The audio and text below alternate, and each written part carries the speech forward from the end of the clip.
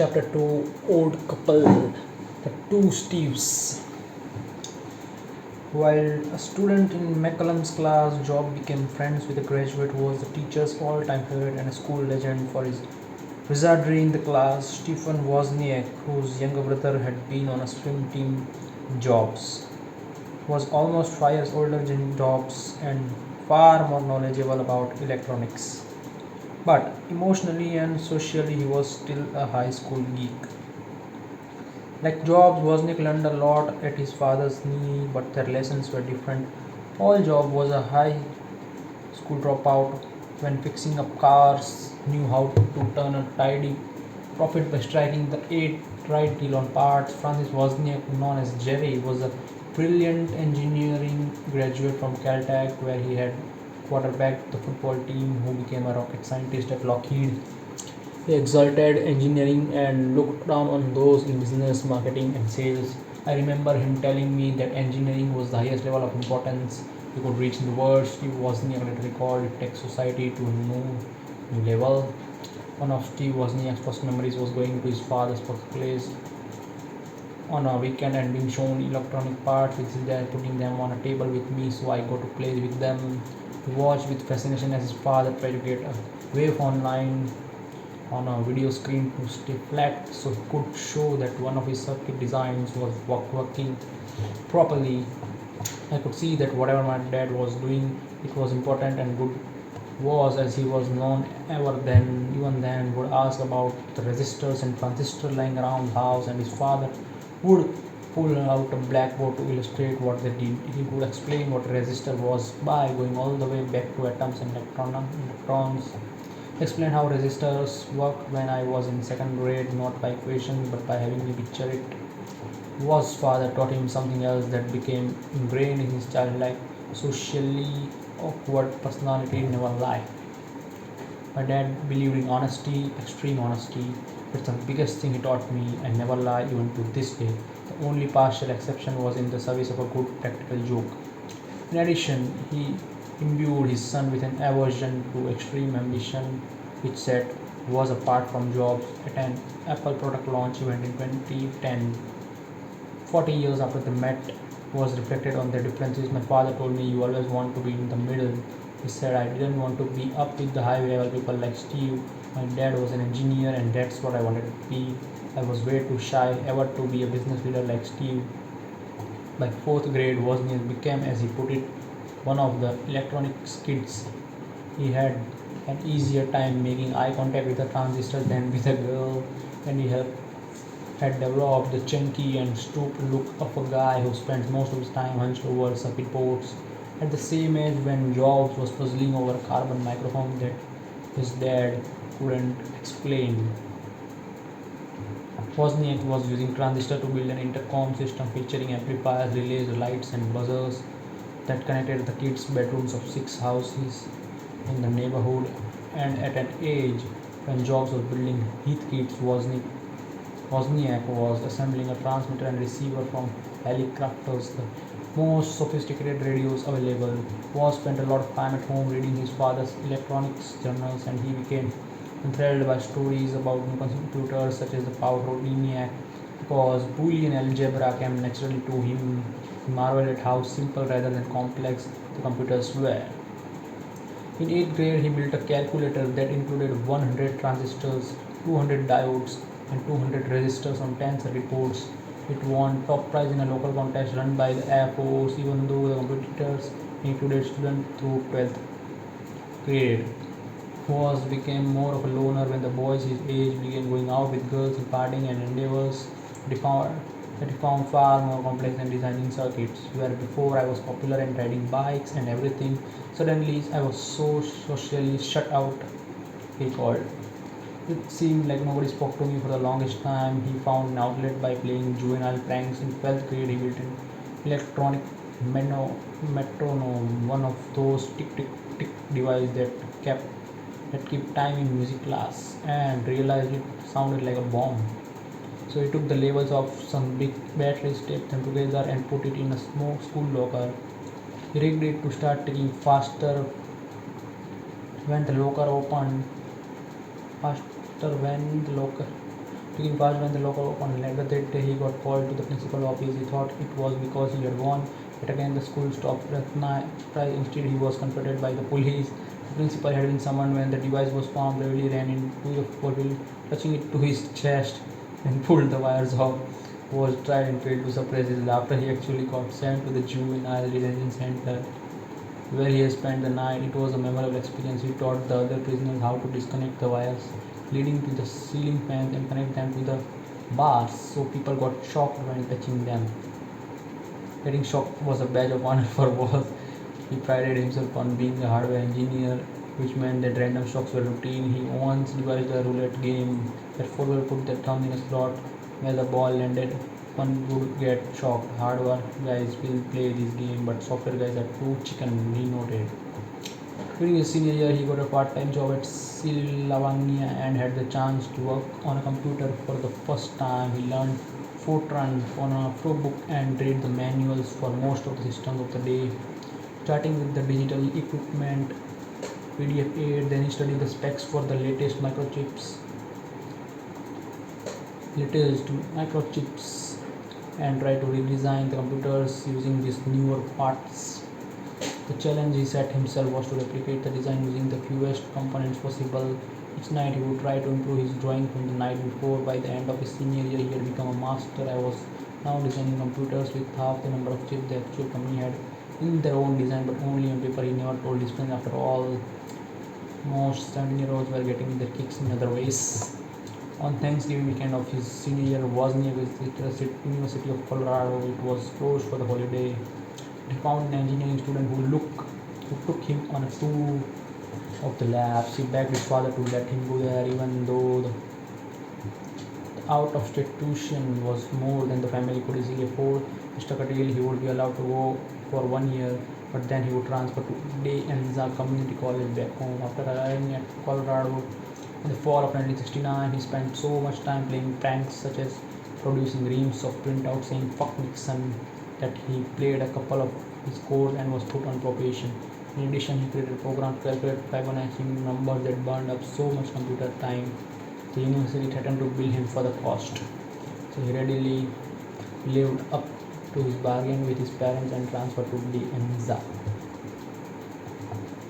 After a pleasant year at De Anza, Wozniak took time off to make some money. He found work at a company that made computers for the California Motor Vehicle Department, and a co-worker made him a wonderful offer. He would provide some spare chips so Wozniak could make one of the computers he had been sketching on paper.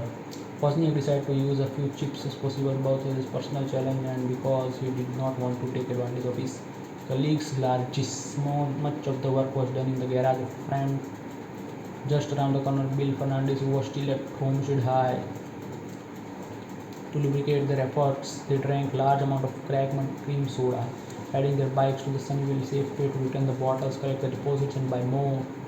That's how we started referring to it as the cream soda computer. Wozniak recalled. It was basically a computer table of quantifying numbers entered by a set of switches and displaying the results in binary code with little lights.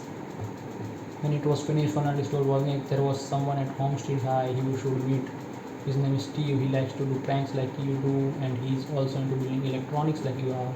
It may have been the most significant meeting in Silicon Valley garage since Tablet went into Packard 32 years earlier. Steve and I just sat on the sidewalk in front of Bill's house for the longest time, just sharing stories, mostly about pranks we pulled and also what kind of electronic design we'd done. Wozniak recalled, we had so much in common. Typically, it was really hard for me to explain to people what kind of design stuff I worked on, but Steve got it right away, and I liked him. He was kind of skinny and witty and full of energy. Jobs was also impressed. Was the first person I'd met who knew more electronics than I did. He once said, sketching his own expertise, I liked him right away. I was a little more mature than my years, and he was a little less mature than his, so it evened out. Was very bright, but emotionally he was my age. In addition to the interest in computers, they shared a passion for music. It was an incredible time for music. Jobs recalled, it was like living in a time when Beethoven and Mozart were alive. Really, people will look back on it that way, and Woz and I were deeply into it. In particular, Wozniak turned Jobs onto the glories of Bob Dylan. We tracked down this guy in Santa Cruz who put out this newsletter on Dylan. Jobs said Dylan tapped all of his concerts, and some of the people around him were not sculptors because soon there were tapes all around, bootlegs of everything, and this guy had them all. Hunting down Dylan tapes soon became a joint venture. The two of us would go tramping to San Jose and Berkeley and ask about Dylan bootlegs and collect them, and say Wozniak would buy brochures of Dylan lyrics and stay up late interpreting them. Dylan was struck chords of creative thinking and at jobs.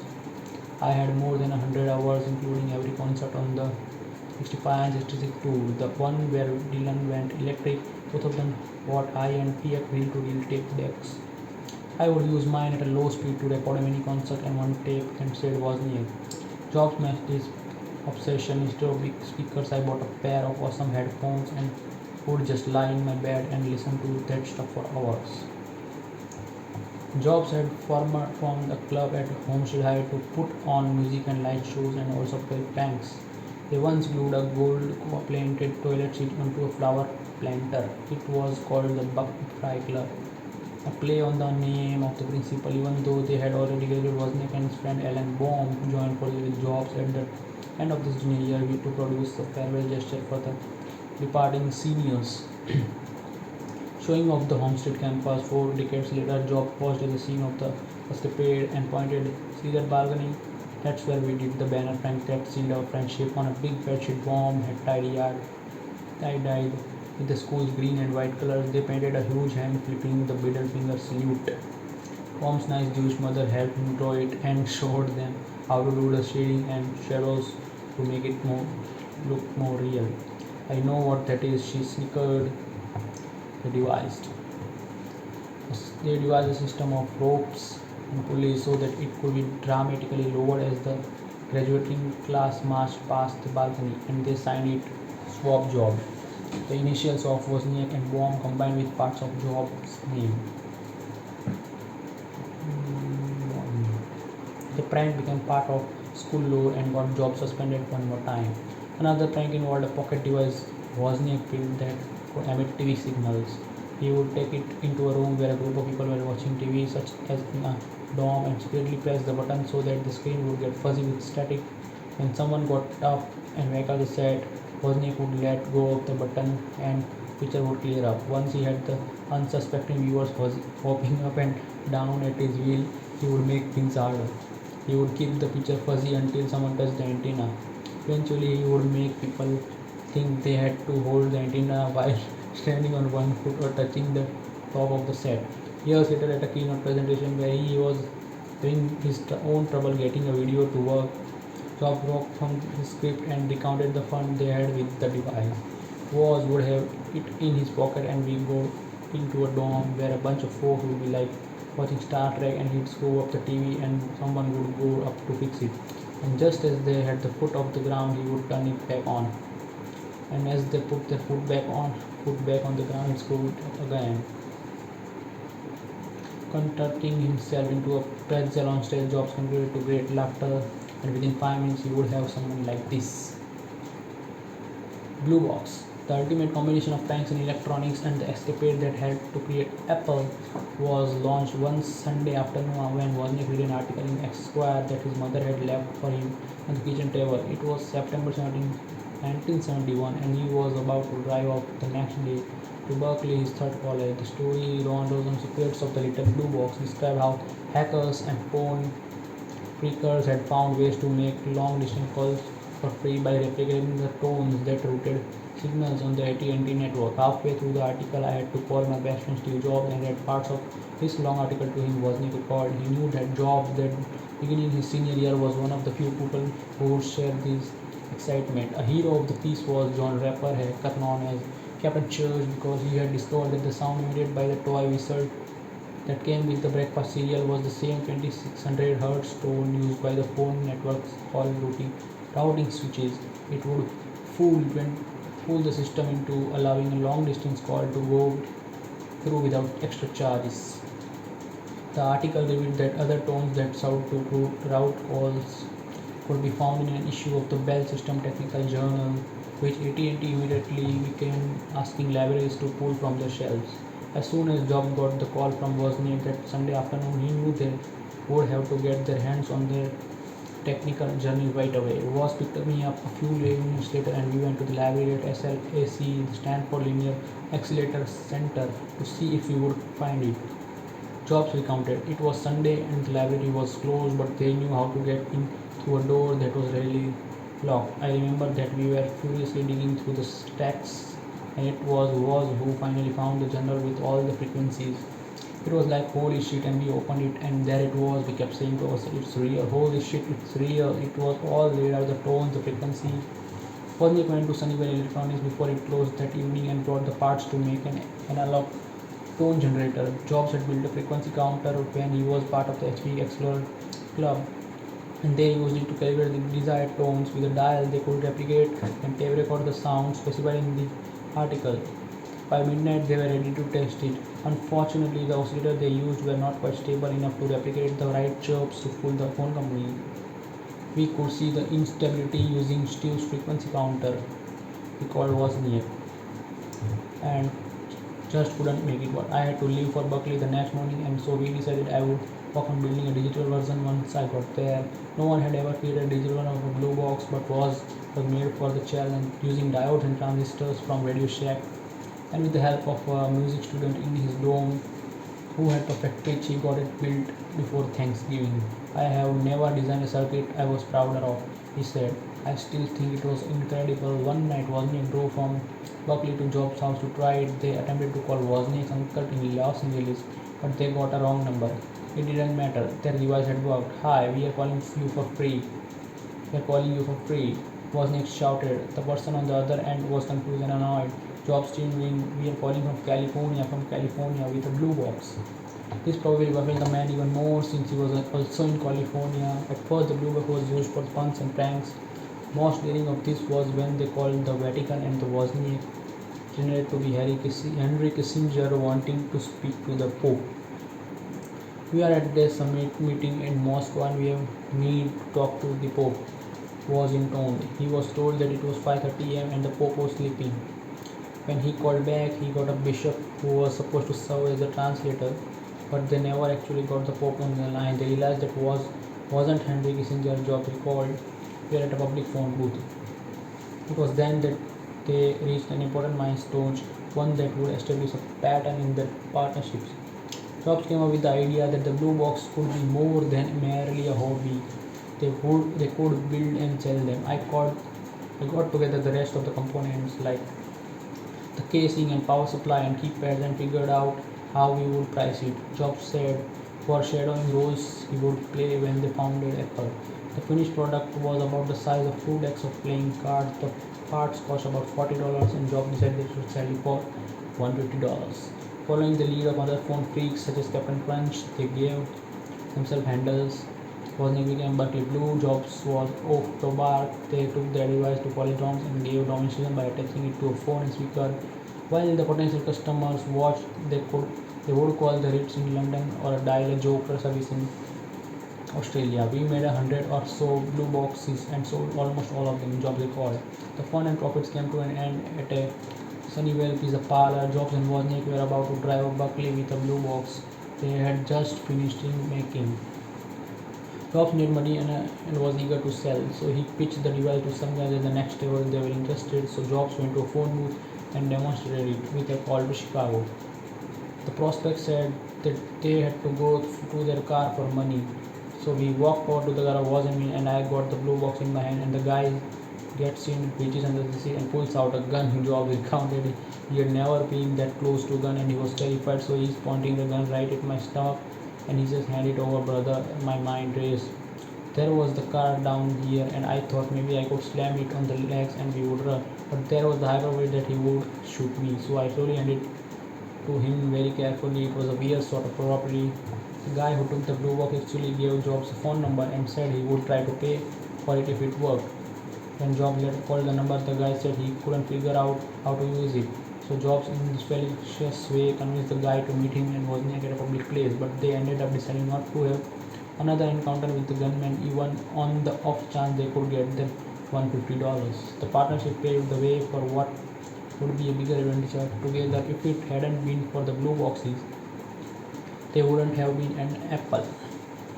Jobs later reflected, I am 100% sure of that, was and I learned how to work together and we gained the confidence that we could solve technical problems and actually put something into production.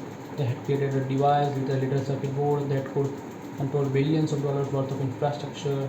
Cannot believe how much confidence that gave us. Was came to the same conclusion. It was probably a bad idea selling item, but it gave us a taste of what we could do with my engineering skills and the vision. The Blue Box adventure established a template for a partnership that would soon be born. Wozniak would be the gentle wizard coming up with a neat invention that he would have been happy just to give away, and Jobs to figure out how to make it user friendly, but it together in the package, market it, and make a few bucks.